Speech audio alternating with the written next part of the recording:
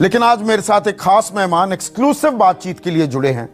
दिल्ली के उप मुख्यमंत्री और शिक्षा मंत्री मनीष सिसोदिया हैं। उन्हें स्क्रीन पर लाइए। मनीष सिसोदिया, जो मैंने ओपनिंग रिमार्क्स दिए, मैंने कोई गलत जानकारी दी? ये कंफ्यूजन क्यों है, ये असमंजस क्यों है, और इस पर चर्चा भी नहीं है?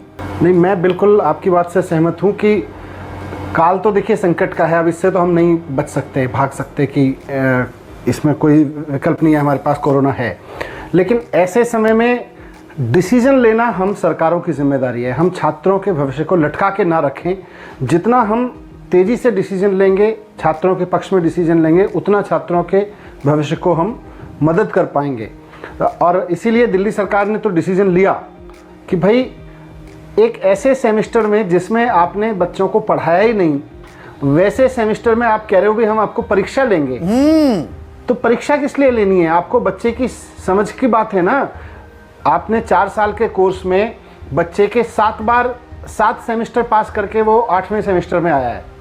तो 8वें सेमेस्टर में जब आपने उसको पढ़ाया ही नहीं और आप कह रहे हो हम आपको डिग्री तभी देंगे जब हम आपके 8वें सेमेस्टर की परीक्षा ले लेंगे, नहीं तो हम आपको डिग्री नहीं देंगे। ये तो उसके साथ अन्याय है यार।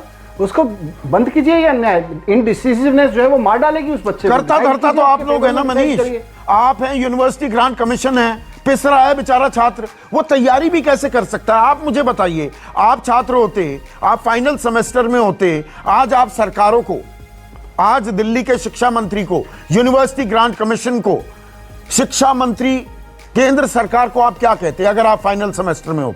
मैं बिल्कुल यही कहता, एक छात्र के रूप में भी। और देखिए मेरे घर में भी बच्चे हैं, मैं भी एक पिता हूं। एक पिता के नाते भी मैं चाहता हूं कि इस वक्त जो अनसर्टेनिटी का माहौल है, असमंजस का माहौल है बच्चे के लिए, उसको दूर करिए, डिसाइड करिए, उसके पक्ष में डिसाइड करिए और थोड़ा खुले दिल से डिसाइड करिए। आप ये रूल्स, ये परंपराएं कि साहब हमेशा हम परीक्षा लेके ही पास करते थे। अरे परीक्षा लेके तब पास करते थे जब सामान्य समय होता था। आज बहुत असामान्य, अभूतपूर्व समय में आप जी रहे हैं। वहाँ कुछ अभूतपूर्व फैसले आपको लेने पड़ेंगे। आपने 7 बार पिछले 4 साल में जिस बच्चे को पास किया, उसकी 7 बार की परफॉर्मेंस के आधार पर उसको आप 8वीं बार पास करिए और उसको डिग्री दे दीजिए। और ये मैं कोई अनहोनी बात नहीं कर रहा। आपने सीबीएसई में किया ये। सीबीएसई में आपको अल्टीमेटली ये डिसीजन लेने पड़े। सीबीएसई भी पहले अड़ा रहा, नहीं जी हम तो परीक्षा कराएंगे, नहीं जी हम तो परीक्षा कराएंगे।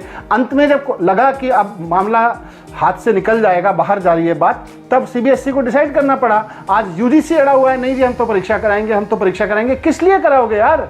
जिस परीक्षा में, जिस सेमेस्टर की आपने पढ़ाई नहीं कराई उस बच्चे को, उसकी परीक्षा करा के आप क्या जानना चाहते हो? पर जहां पढ़ाई नहीं हुई तो डिग्री कैसे मिलेगी? अगर मैं काउंटर सवाल आपसे पूछूं, फिर तो वो डिग्री आधी अधूरी हो गई। और बहुत से अच्छे ब्राइट स्टूडेंट के साथ नाइंसाफी हो सकती है कि सबको पास कर दिया। एक आपने बेंचमार्क बना दिया, एक एवरेज आपने मार्किंग सिस्टम बनाकर सबको पास कर दिया। फिर तो गधे घोड़े बराबर हो गए मनीष। मैं इसीलिए कह रहा हूँ, ये गधे और घोड़े के बीच में डिफरेंस करने की हमारा जो अहंकार है ना, कि हम एक 3 घंटे की परीक्षा लेंगे और हम गधे और घोड़े पहचान लेंगे।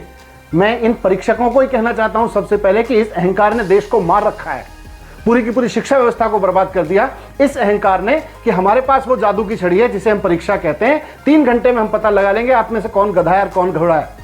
इस परीक्षा की अकड़ ने ही मार रखा है। और आज फिर वही अकड़ हम अपने उन स्टूडेंट्स पर जो अपनी डिग्री का इंतजार कर रहे हैं। बहुत सारे लड़के लड़कियों ने नौकरियां ले ली हैं उस पढ़ाई के पूरे होने पे। उनको लग रहा था फरवरी मार्च में उनके कैंपस इंटरव्यूज हुए, उनको ज्वाइनिंग का इंतजार है। अब आप कह रहे हो हम तो परीक्षा कराने की स्थिति में नहीं है, और जब तक परीक्षा नहीं कराएंगे तब तक हम आपको डिग्री नहीं देंगे।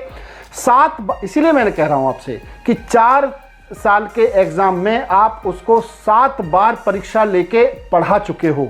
और ये जो अंतिम परीक्षा है, जिसको आप अंतिम 8वें सेमेस्टर की परीक्षा कह रहे हो, वो पूरे 4 साल की परीक्षा नहीं होती है, वो भी 6 महीने की परीक्षा होती है। 6 महीने में जो पढ़ाया जाना था उसकी परीक्षा होती है। आपने जो पढ़ाया ही नहीं उसको कह रहे हो हम तो जिद पे अड़े हुए हैं।